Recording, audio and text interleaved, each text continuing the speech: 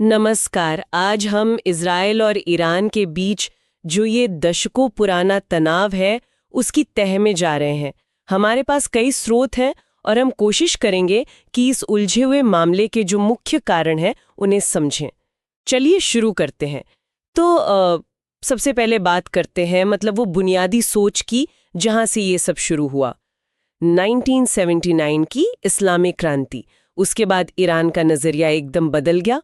स्रोत बताते हैं कि ईरान ने इज़राइल को मान्यता देने से ही इनकार कर दिया, उसे ज़ियाओनी शासन कहने लगे और यहाँ तक कि उसके खात्मे की भी बात की, और साथ ही फिलिस्तीनी मुद्दे का और हमास जैसे गुटों का खुला समर्थन भी शुरू कर दिया। ये स्रोतों में साफ है। और ये वैचारिक मतभेद बहुत अहम है। ये सिर्फ कहने की बात नहीं है, ये उनकी पूरी विदेश नीति की नींव है। मतलब जैसा स्रोतों में बताया गया है, उनका मकसद फिलिस्तीन का समर्थन करना तो है ही, साथ ही इज़राइल के वजूद पर ही सवाल उठाना है। यही इस टकराव को इतना गहरा बनाता है। बिल्कुल। और इसी सोच का असर फिर हमें उनके परमाणु कार्यक्रम वाले मुद्दे पर भी दिखता है ना। इज़राइल इसे अपने लिए एक अस्तित्व का खतरा मानता है। ये बात सूत्रों में बार बार आती है। हाँ बिल्कुल, उनकी सबसे बड़ी चिंता यही है कि अगर ईरान ने परमाणु हथियार बना लिए तो फिर इस पूरे क्षेत्र में शक्ति का संतुलन कैसे बदल जाएगा। तो इज़राइल ने इसके जवाब में क्या किया है? सूत्रों में कुछ जिक्र है? हाँ, काफी कुछ। इज़राइल चुप नहीं बैठा है। सूत्रों में जैसे स्टक्सनेट वायरस का जिक्र है। वो एक बड़ा साइबर हमला था जिसने उनके परमाणु कार्यक्रम को काफी नुकसान पहुंचाया था। और इसके अलावा उनकी नतांस जैसी जो अहम परमाणु ठिकाने हैं उन पर हवाई हमलों की खबरें भी आई हैं। अच्छा। तो ये एक तरह से सीधी कार्रवाई भी है और पर्दे के पीछे से भी हमले जारी हैं। ये तो हुआ परमाणु मुद्दा। लेकिन एक और चीज है जो इस मामले को और उलझा देती है, वो है प्रॉक्सी गुटों का इस्तेमाल। यहाँ पर मामला सच में बहुत पेचीदा हो जाता है। हाँ, ये प्रॉक्सी वाला एंगल बहुत महत्वपूर्ण है। हाँ। ईरान क्या करता है, जैसा कि स्रोत बताते हैं, वो कई लड़ाकू समूहों को पैसा, ट्रेनिंग, हथियार सब मुहैया कराता है।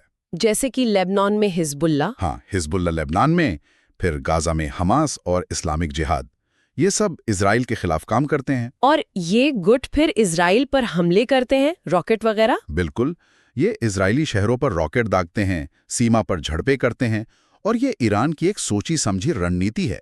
मतलब बिना सीधे मैदान में उतरे इज़राइल पर लगातार दबाव बनाए रखना और उसकी सीमाओं पर खतरा मंडराते रहना। ये प्रॉक्सीज एक तरह से ईरान के हथियार हैं। समझ गई। और ये प्रॉक्सी युद्ध जो है, क्या ये सीरिया और लेबनान में जो बड़ी खींचतान चल रही है उससे भी जुड़ा हुआ है? हाँ, बिल्कुल जुड़ा है। ईरान की सीरिया में बहुत मजबूत सैन्य उपस्थिति है और लेबनान में तो हिजबुल्ला के जरिए उसका काफी प्रभाव है ही। तो इज़राइल इसे कैसे देखता है, अपनी उत्तरी सीमा के पास ईरान की मौजूदगी? वो इसे अपने लिए सीधा खतरा मानता है। इसीलिए जैसा सूत्रों में आता है, इज़राइल अक्सर सीरिया में ईरानी ठिकानों पर या हथियारों के काफिलों पर हवाई हमले करता रहता है, ताकि वो खतरा बढ़ ना पाए। हाँ, उसे वहीं रोकने की कोशिश। तो सीरिया और लेबनान की जो भौगोलिक स्थिति है वो इस संघर्ष में उन्हें बहुत अहम बना देती है। और अब इसमें एक नया पहलू भी जुड़ गया है, तकनीक का। साइबर युद्ध, ड्रोन्स, गुप्त ऑपरेशंस। हाँ, ये आजकल के युद्ध का नया चेहरा है। दोनों ही देश एक दूसरे के खिलाफ साइबर हमले कर रहे हैं, जासूसी कर रहे हैं, ड्रोन्स का इस्तेमाल कर रहे हैं। हाल में भी तो कुछ घटनाएं हुई थीं, जनवरी 2024 में शायद। हाँ, जनवरी 2024 में कथित तौर पर इज़राइल ने सीरिया में एक बड़े ईरानी जनरल को मार गिराया था। और उसके बाद अप्रैल 2024 में। हाँ, वो तो बहुत बड़ी खबर थी। वो शायद इस टकराव में एक नया मोड़ था।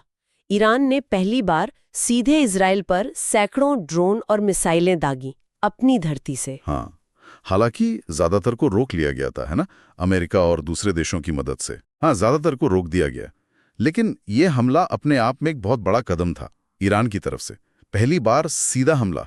सूत्रों का मानना है कि ये दिखाता है कि अब सीधी टक्कर का खतरा कितना बढ़ गया है। प्रॉक्सी से आगे की बात हो रही है।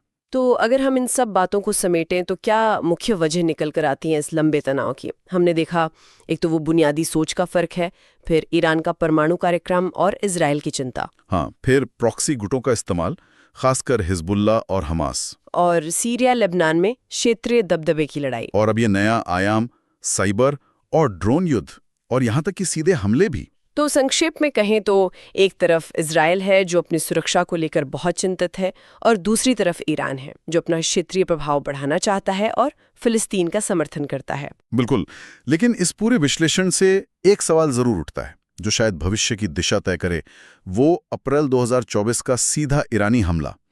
भले ही वो ज्यादातर नाकाम रहा, क्या वो इस छाया युद्ध के पैटर्न को बदल रहा है? क्या हम अब एक ज्यादा खुले और खतरनाक टकराव की तरफ बढ़ रहे हैं? और इसमें अमेरिका जैसे बाहरी देशों की भूमिका क्या रहेगी? ये सोचने वाली बात।